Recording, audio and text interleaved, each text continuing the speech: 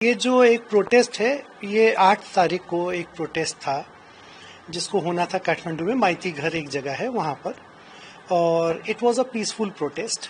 और इसमें कोई भी ऐसी बात नहीं थी, कोई भी पॉलिटिकल पार्टीज इन्वॉल्व नहीं थी इसमें। एक वो स्टूडेंट्स फॉर जस्टिस करके एक बॉडी है, उन लोगों ने ये एक मुहिम चलाई थी।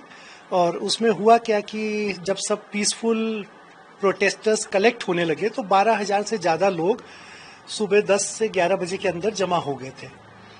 तो उसमें जो पुलिस ने क्या करा कि उनको तितर बितर करने के लिए, कि उनको ये था कि सोशल मीडिया में सरकार की बुराई ना आए, केपी शर्मा ओली जो प्रधानमंत्री थे उनकी बुराई ना आए, तो उसको रोकने की कोशिश करी गई। तो उसमें क्या होता है कि बल का प्रयोग करा गया।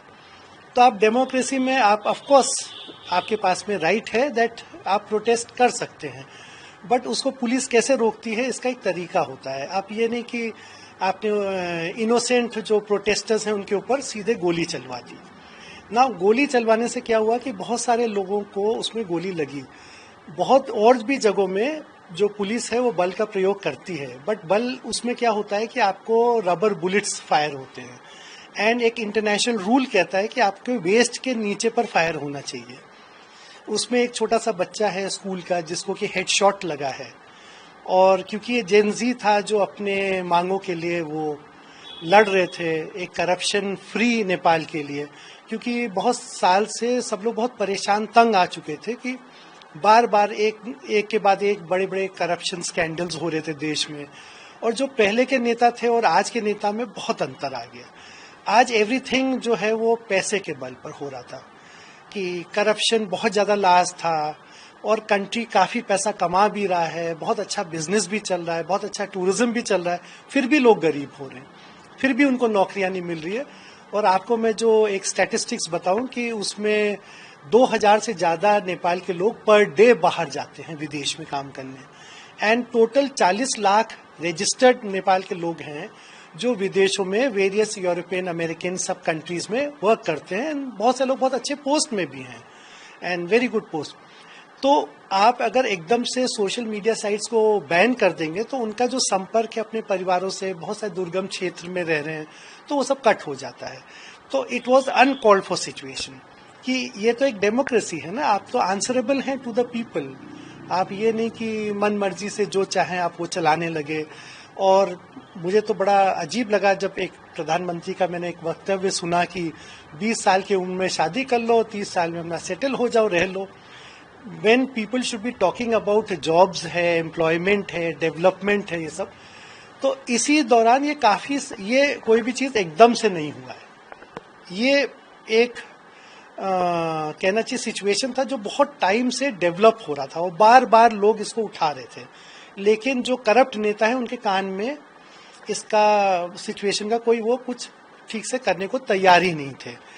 तो अल्टीमेटली ये देखिए, आपने जो देखा कि नेता जो करप्ट पॉलिटिशियंस हैं वो दौड़ा दौड़ा के मारे जाने लगे, बिल्डिंगें फूंक दी गई। तो ऑफ कोर्स देखिए, जो हिंसा होता है उसको कोई भी सपोर्ट नहीं करता है, and I will also not support any जो हिंसा हो रही है। बट ये है कि जब आदमी में गुस्सा होता है तो नेचुरली बहुत सारे एक्सेसेस हो जाते हैं, और जो पार्लियामेंट बिल्डिंग भी जला दी गई, राष्ट्रपति भवन जला दिया गया, बहुत सारे जो नेताओं के घर, क्योंकि उन्होंने कल रात को एक वो अपना इंफॉर्मेशन दिया था कि जितने भी जो करप्ट नेता हैं उनको हम पकड़ पकड़ के उनके घर उनको पीटेंगे और उनको जला देंगे। आपकी फैमिली से भी अभी भी कुछ लोग हैं जो पॉलिटिकली? यस, हमारे फैमिली में बहुत सारे लोग हैं। I come from a active political family, and वो क्लीन इमेज के लोग हैं। वो कोई भी ऐसा नहीं है कि हमारी फैमिली में किसी को कोई इफेक्ट नहीं हुआ है, एंड हम लोग का बहुत क्लीन इमेज है। आप अगर लोग हैं भी, वो कहाँ पे? वो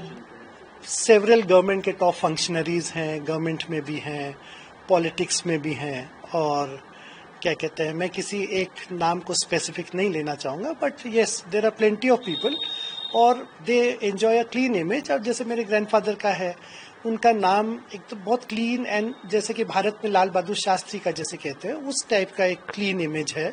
उनके नाम से हाईवेज बनाए जा रहे हैं। अभी यहाँ बॉर्डर में जो इंडिया नेपाल को लिंक करने वाली रोड है वो उनके नाम से करी जा रही हैं। वहाँ पर अभी स्टैचू लगाया जा रहा है, बिकॉज एवरीबडी नोज कि किसने क्या करा है। तो यही है कि जो करंट लॉट ऑफ पॉलिटिशियन जो अभी पिछले कहना चाहिए कि 10-15 साल से जो एक्टिव पॉलिटिक्स में हो रहा था, तो वो आई वुड नॉट से कि सब पॉलिटिशियन खराब हैं।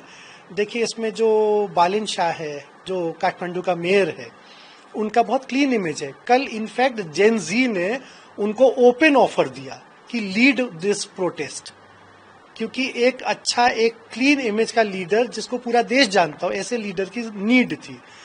लेकिन उन्होंने उसको टर्न डाउन कर दिया था बालिन शाह ने। उन्होंने कहा कि देखो मैं अब जेन जी का एज का नहीं हूं और मैं इसको लीड नहीं कर पाऊंगा। तो बार बार उन पर उनके पास में रिक्वेस्ट आया, और आज जब केपी शर्मा ओली जी ने रिजाइन कर दिया और सारी सरकार उनकी रिजाइन करके राष्ट्रपति ने एक्सेप्ट कर लिया, तो फाइनली जो नेपाल आर्मी चीफ है उनका और बालिन शाह का मीटिंग हो रहा है। और मुझे लगता है कि 2-4 दिन के अंदर में एक इंटरिम गवर्नमेंट बनना चाहिए which will run the country, और 2026 में एक आम चुनाव बुलाए। और मेन मुद्दा ये है कि एक स्टेबल गवर्नमेंट चाहिए वहां पर, क्योंकि हर थोड़े दिन में जो सरकारें बदल रही थी वो नहीं होना चाहिए। वहां पर लोग ये चीज को बहुत ज्यादा एक्सेप्ट कर पाए, करप्ट पीपल को नहीं होगा। देखिए जब 2001 में जब रॉयल पैलेस मैसेकर हुआ, जब किंग बीरेंद्र की फैमिली पूरी मार दी गई, तो वो 1 जून की रात थी। उसके बाद में कंट्री में बहुत टर्मोइल हुआ। फिर जो किंगशिप हटाई गई, तो लोगों को ये आशा थी कि कम से कम एक ऐसा सिस्टम आएगा देश के अंदर जो प्रजातंत्र डेमोक्रेटिक होगा। तो democracy means the government for the people, by the people end of the people. But ये चीज क्या हुआ कि वो इलेक्ट होने के बाद में पब्लिक को भूल गए, एंड वो अपने रिचनेस में एक अलग lavish lifestyle, autocratic rule can not happen in democracy. तो उसमें बहुत सारे लोग ऐसे हैं, जैसे मैं खुद जानता हूं, जैसे बालिन शाह का मैंने आपको एक एग्जांपल दिया। दूसरा है गोपी हमाल है, धनगढ़ी के मेयर हैं। वो इंसान इतना ऑनेस्ट है कि वो अपना चाय तक घर से थर्मस में लेके ऑफिस जाता है, एंड वो सैलरी नहीं लेते हैं। ऐसे ही एक जगह है धरान। धरान का जो मेयर है उसको certificate of gratitude in by the world book of records ने दिया है, and he is a very honest person. तो इस जो लास्ट इलेक्शन हुआ उसमें कुछ ऐसे लोग चुने गए जो एकदम क्लीन इमेज के थे। उसमें से बालिन शाह हो गया, ये गोपी हमाल हो गए, जो धरान के जो मेयर हैं। तो ऐसे काफी लोग हुए, तो लोगों ने देखा कि yes we can do it. तो लगता है अब चीजों को देख के कि अब आने वाला वक्त बेहतर वक्त है। अब ये देखिए ऐसा है कि फ्यूचर तो मैं नहीं जानता, लेकिन इतना जरूर कह सकता हूँ कि आशावादी होना चाहिए। एंड क्योंकि ये एक अपराइजिंग हुआ है, जो करप्ट पीपल हैं वो डरेंगे, और जो हम लोग एक्सेप्टेबिलिटी करते हैं ना, कि जैसे अगर किसी के पास में बहुत सारा करोड़ों रुपया गलत रूप से आया है तो उसको हम बहुत एक स्टेटस सिंबल मानते हैं। उसको इनफैक्ट समाज को नीचा देखना चाहिए कि this is a wrong way to get the money. तो उस पर इंक्वायरी होगी। अभी तो डेफिनेटली देखिए जो गोली चली है उस पर एक इंक्वायरी कमेटी बैठेगी, और उस पर जो लोगों ने गलत टाइप का जो ऑर्डर्स दिया है इस पर कार्रवाई होगी।